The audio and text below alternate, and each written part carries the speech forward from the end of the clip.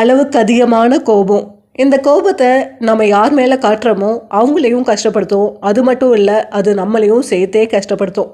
இதை தான் நம்ம இன்னைக்கு பார்க்க போகிற உயிர் தோழிகளான தேவயானி, சர்மிஷ்டை இவங்களோட அளவுக்கு அதிகமான கோபத்தினால அவங்க வாழ்க்கையில் என்னென்ன பிரச்சனைகள் நடந்தது அப்படிங்கிறத நாம் இன்னைக்கு கதை மூலமாக பார்க்க போகிறோம். வாங்க கதைக்குள்ளே போகலாம்.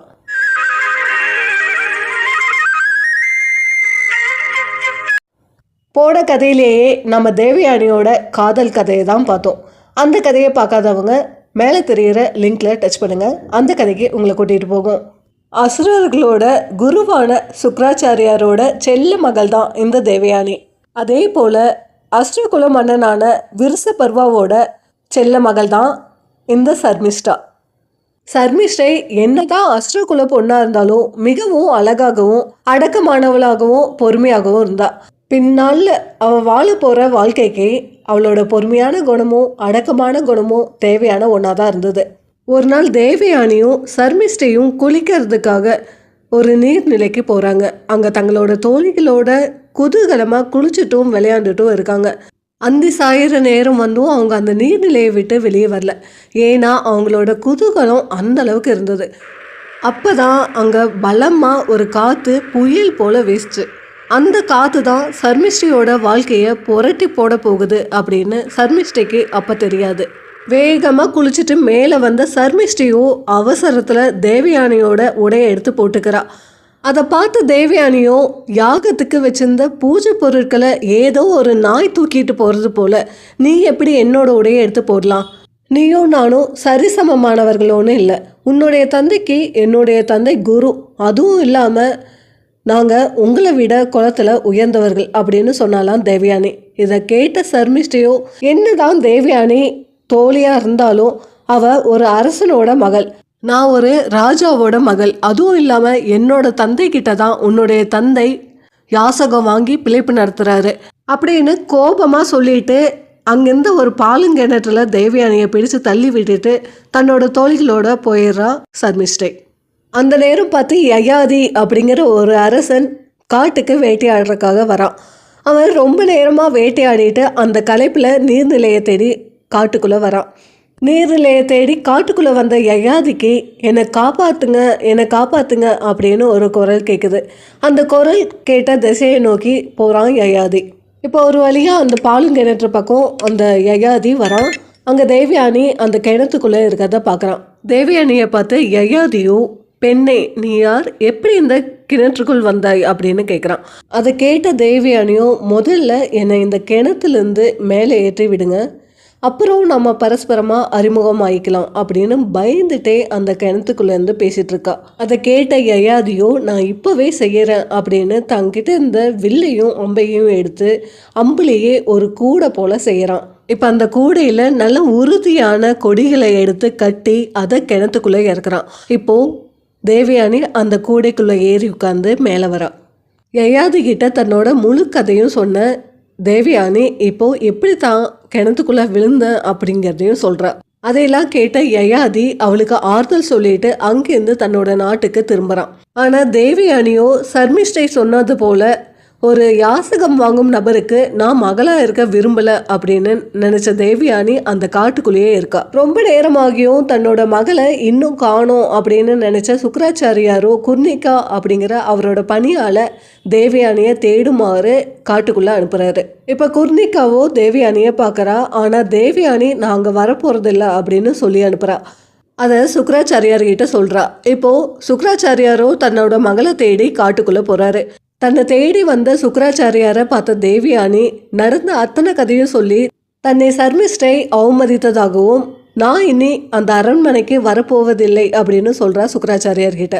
இப்போ சுக்ராச்சாரியாரோ நாங்கள் இனிமேல் அரண்மனைக்கு வரப்போவதில்லை அப்படின்னு தூதுவர்கள் மூலமாக விருசபர்வனுக்கு தகவல் அனுப்புகிறாங்க. இந்த தகவலை தெரிஞ்சுக்கிட்ட விருசபர்வனும் சுக்ராச்சாரியார் தன்னோட மோத்துனா அஷ்டகுலத்துக்கே பேரழிவு ஏற்படும் அப்படின்னு தெரிஞ்சுக்கிட்ட விருசபர்வனும் அவங்கள காட்டுக்குள்ளே போய் சந்திச்சு அவங்கள எவ்வளவோ சமாதானப்படுத்த முயற்சி பண்ணுறான். ஆனால் எதுக்குமே தன்னோட பிடிவாதத்திலேருந்து இறங்கி வராத தேவயானியோ கடைசியாக சர்மிஷ்டா 1000 பணிப்பெண்களுடன் எனக்கு பணிப்பெண்ணாக வந்தால் மட்டுமே நான் வருவேன் அப்படின்னு சம்மதிக்கிறான். இப்போ அரண்மனைக்கு போன தேவயானியும் ஒரு நாள் காட்டில் தன்னோட தோழிகளோட விளையாண்டுட்டு இருக்கும்போது அந்த வழியாக போன யயாதியை பார்க்குறா. 2 பேருமே பரஸ்பரம் அவங்கள அடையாளம் தெரிஞ்சு 2 பேருமே பேச ஆரம்பிக்கிறாங்க. இப்போ தேவயானியோ யயாதியை தன்னை திருமணம் செஞ்சுக்கும்படி கேட்குறா. ஆனால் யயாதியோ சுக்கராச்சாரியாரோட மகளை காட்டுக்குள்ளே வச்சு திருமணம் செஞ்சா அதனால் வரக்கூடிய ஆபத்தை உணர்ந்த யயாதியோ அதுக்கு மறுப்பு தெரிவிச்சுட்டு அங்கேருந்து கிளம்பிடுறான். ஆனால் தேவயானியோ சுக்கராச்சாரியார்கிட்ட தன்னோட விருப்பத்தை தெரிவித்து அவர் மூலமாகவே யயாதியை திருமணமும் செஞ்சுக்கிறான். இப்போது சர்மிஸ்ரீயும் அவளோட 1000 பணிப்பெண்களும் தேவயானியோட பணிப்பெண்களாக யயாதியோட நாட்டுக்கு போகிறாங்க. சர்மிஸ்ரீயோட அழகுனால தேவயானியோட வாழ்க்கையில் எந்தவித இடையூறும் ஏற்படக்கூடாது அப்படின்னு நினச்ச சுக்கராச்சாரியாரோ யயாதிகிட்ட சர்மிஸ்ரீயை நீ எந்த நிலையிலும் தொடக்கூடாது அப்படின்னு ஒரு சத்தியத்தை வாங்கிட்டு தான் அங்கேருந்து அனுப்புகிறாரு. தன்னோட அரண்மனைக்கு திரும்பின யயாதியோ அந்த புறத்தில் தேவயானியோட வழிகாட்டுதலபடி அசோக வனத்துக்கு இடையில ஒரு மாளிகையை கட்டி அங்கே சர்மிஷ்டியும் மற்ற பணிப்பெண்களையும் தங்க வச்சான். யயாதிக்கும் தேவயானிக்கும் திருமணமாகி சில வருடங்களில் யது துர்வசு அப்படின்னு 2 ஆண்மகன்கள் பிறக்கிறாங்க. என்னதான் சர்மிஷ்டி தன்னோட தோழியாக இருந்தாலும் ஒரே வயதாக இருந்தாலும் அவளுக்கு திருமணம் செஞ்சு பார்க்கணும் அப்படிங்கிற எண்ணம் மட்டும் தேவயானிக்கு வரவே இல்லை. ஆனால் அவள் காதுபடவே மற்ற பணிப்பெண்கள் கிட்ட தன்னோட இல்லற வாழ்வோட இனிமைகளை சொல்லி மகிழ்ந்தாலாம் தேவயானி சளைக்காம சொன்ன அவள் காதல் கதையை கேட்ட சர்மிஷ்டைக்கோ தான் ஒரு கன்னியா இருக்கிறத பற்றி கூட அவளுக்கு கவலை இல்லை. ஆனால் தான் ஒரு குழந்தைக்கு அம்மாவாக முடியல அப்படிங்கிற ஒரு கவலை, ஒரு ஏக்கமாகவே அவகிட்ட இருந்துதான். தான் எவ்வளவோ அழகும் நட்பண்பும் இருந்தாலும் தன்னால் ஒரு குழந்தைய பெற்றெடுக்க முடியல அப்படிங்கிற ஒரு கவலை சர்மிஷ்டைகிட்ட இருந்தது. இப்படி அவள் கவலையில் ஆழ்ந்திருக்கும் போது தான் அந்த நிலைமையில் யயாதி அந்த இடத்துக்கு வரான். யயாதிக்கும் சர்மிஷ்டை மேலே ஒரு அனுதாபம் இருந்துகிட்டே இருந்தது. அரண்மனையில் ராணி போல அதிகாரம் செலுத்தி வாழ வேண்டியவ இங்கே ஒரு பணிப்பெண்ணாக இருக்காளே அப்படிங்கிற ஒரு அனுதாபம் தான் அது. இப்போ யயாதியை பார்த்த சர்மிஷ்டையோ அவங்கிட்ட குழந்தை வரத்தை கேட்குறா. ஆனால் யயாதியோ சுக்கராச்சாரியார் மேலே இருந்த பயத்தினால அதுக்கு மறுப்பு தெரிவிக்கிறான். தொடர்ந்து பேசின சர்மிஷ்டை அவளோட பேச்சாற்றலினால யயாதியை சம்மதம் தெரிவிக்க வைக்கிறா. இப்போ யயாதிக்கும் சர்மிஷ்டைக்கும் திரக்யூ, அணு, புரு அப்படின்னு 3 மகன்கள் பிறக்கிறாங்க. சர்மிஷ்டை கிட்ட தேவயானி இது யாரோட குழந்தை அப்படின்னு கேட்கும்போது இந்த வழியாக போன ஒரு அணியனோட குழந்தை தான் அப்படின்னு சொல்லிடுறா சர்மிஷ்டை. எந்த பொய்யுமே சில காலம்தான் அப்படிங்கிறது போல தான் ஒரு நாள் தேவயானியும் யயாதியும் தோட்டத்தில் உலா வந்துட்டுருக்காங்க.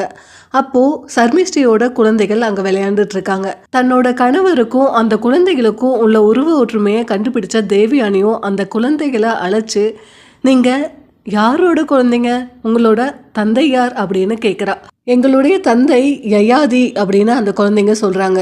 கோபத்தில் பத்திரகாளியான தேவயானியோ தன்னோட தந்தையான சுக்கராச்சாரியார்கிட்டயே போகிறா. தன்னோட மகளோட கண்ணீர் கதையை கேட்ட சுக்கராச்சாரியாரோ இந்த அழகும் இளமையும் இருப்பதனால தான் என்னோட மகளை ஏமாற்றினாள், இனி நீ கிழவனாக போவாய் அப்படின்னு சப்ஜாரான்.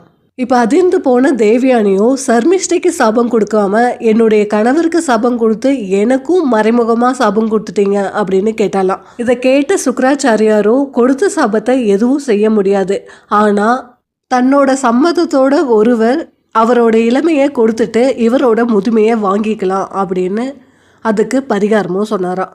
இப்போ தன்னோட 5 மகன்களையும் கூப்பிட்டு நடந்ததெல்லாம் சொல்லி அவங்களோட இளமையை கேட்குறாரு யயாதி. ஆனால் யயாதியோட மூத்த பிள்ளைகள் யாருமே இதுக்கு சம்மதிக்கல. சர்மிஷ்டியோட கடைசி மகனான புரு மட்டுமே இதற்கு சம்மதித்து தன்னோட தந்தைக்கு தன்னோட இளமையை மகிழ்ச்சியாக தந்தாராம். அம்மாவான சர்மிஷ்டை தேவயானிக்காக தன்னோட வாழ்க்கையை அர்ப்பணம் பண்ணான். அதே போல் மகனான புருவும் தன்னோட தந்தைக்காக தன்னோட இளமை அத்தனையும் கொடுத்தான். சில காலம் புருவோட இளமையை யயாதி அனுபவிச்சுட்டு திரும்பவும் புருகிட்டேயே கொடுத்தானா யயாதி. பின்னால் தன்னோட 5 மகன்களில் புருவையே நாட்டோட அரசனாக்குனானா யயாதி. ஆமாங்க, தேவயானியோட இந்த அளவுக்கு அதிகமான கோபம் சர்மிஷ்டியோட வாழ்க்கையில் அதில் பாதாளத்திற்கே கொண்டு போச்சு. அது மட்டும் இல்லை, அந்த கோபமே தேவயானிக்கும் பல சங்கடங்களை உருவாக்குச்சு. ஆமாங்க, அவங்க 2 பேருமே கோபத்தை ஓரளவு பொறுமையாக கையாண்டிருந்தா அவங்களுக்கு இவ்வளோ பிரச்சனை வர்றதுக்கு வாய்ப்பே இருந்திருக்காது. எப்பெல்லாம் கோபம் வருதோ அந்த கோபத்தை உடனே காட்டாம கொஞ்ச நேரம் பொறுமையா விடுங்க, எல்லாம் சரியாயிடும். அளவுக்கு அதிகமான கோபம் அடுத்தவங்க வாழ்க்கையை மட்டும் இல்லை, நம்ம வாழ்க்கையும் கெடுக்கும் அப்படிங்கிறத கண்டிப்பாக இந்த கதை உங்களுக்கு உணர்த்திருக்கும்.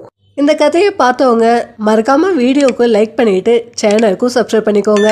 அப்போ தான் இது போன்ற கதைகளை தொடர்ச்சியாக பார்த்து ரசிக்க முடியும். அடுத்த கதையில் உங்களை சந்திக்கும் வரை உங்களிடம் விடைபெறுவது உங்களின் தமிழ் ஸ்டோரி பார்ட் சத்யா.